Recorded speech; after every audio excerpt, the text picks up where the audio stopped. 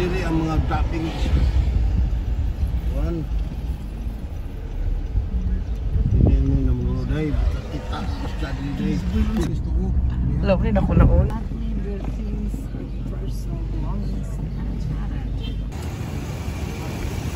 So the Kikuari Gemstone, so it's the capital city of the Philippines. So we're here in the port of Tamaisdaan siya, basta port siya naman. The Philippine Development Authority Fishport Complex, General Santos City. So this is my first time here. So kung mag-ani mo diri, mag-ratchet mo og kuan, butas o taas ka kuan. So di gusto yung yapon ng labanan diri. So that's all for today's video, matuhay.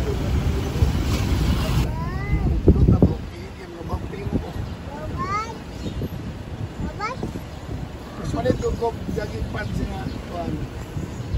Mapaitan mi. Kuya. Mana? Wala mo balita dito sa. Gusto ko ba ay dito? Wala na. Tato yung fishport dito saan ba? Baka sa sipuro ako sorry. Okay, makalimutan. Oh, papa. Ay, ba.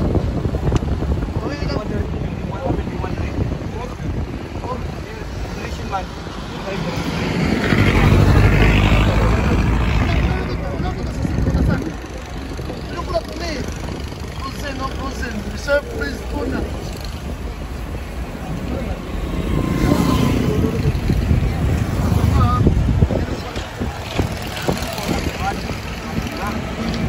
Ang pagsisip ko lang ang puti naman. Masyado itong kita magbuka yun eh.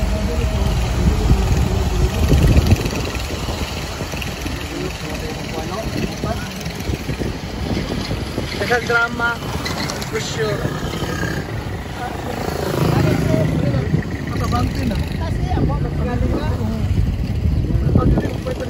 Dito sila Chris Aquino sa una oh. Hindi ba sila Melay?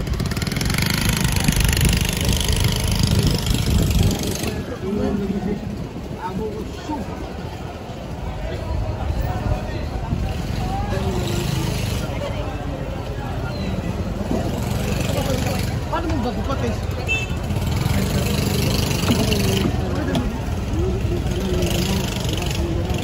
Stop naman kung ka. Ay! Nalalaw pa.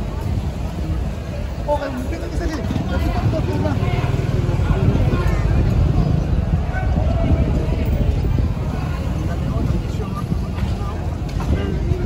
Ayaw, dapat. Ito mo din ang kaon. Hindi na lang po, Marta. Okay lang. Ang mga buntot pa.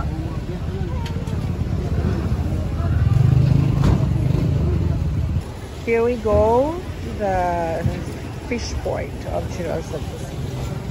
So manungis na nila. Ay, sila na dahil. Kanan na lang dahil. Holinganism.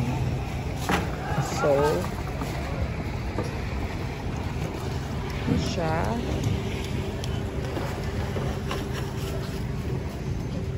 So, banha ka dira. Dapat yun mag-wear kag boots. Kay para safety ta. Yes. Diri ang fish port ha, diri ang pinangumpa, mga tuna. Kana nakita niyong tumoy o barko na siya guys. So here we go.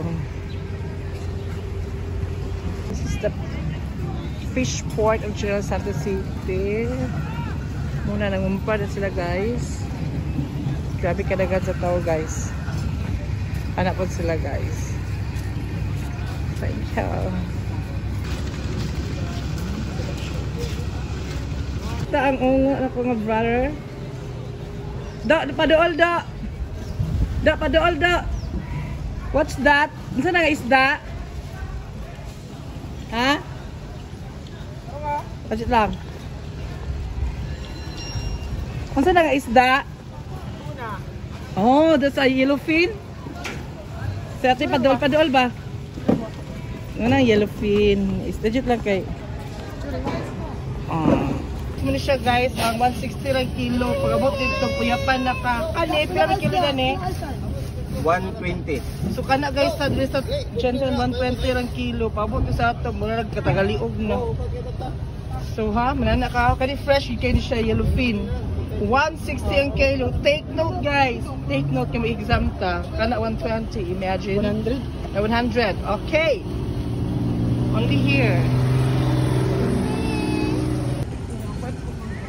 So hello guys, nalagid mi sa sulod sa fish port di sa General Santos City. If you're asking kung saan nga barangay, it's sa Barangay Tumbler, General Santos City. And General Santos City is considered a dub as the tuna capital of the Philippines. So kung nakita ninyo, morning area nga magpalit ng isda dira. Take note, kung mag-anita na kaya mag-wear og kuan, boots, kung mag-renta tag 40 pesos, dapat naka-long short ka, dili ka naka-short gid ka. At the same time, magmusod ka na 3 entrance na 20 pesos. So, muna na lang gipalit ng isda. It's sa buntot. So, imagine ha, ang kilo sa buntot kaysa 100 pesos lang dili sa General Santos City. And this one is una itong tawag nga tuna, ang yellowfin. So, imagine pilang kilo dili is sa 160 pesos lang. So, kung gusto makamura-mura yun, upang negosyo nga mga drama si kinabuhi, you better go here in General Santos City Fish Port sa Barangay Tumbler. So, finally, kapulo na ko ni ani sa Jensen. First na ako ani diri sa fish port sa Jensen, ang diri sa Barangay Tumbler. Okay?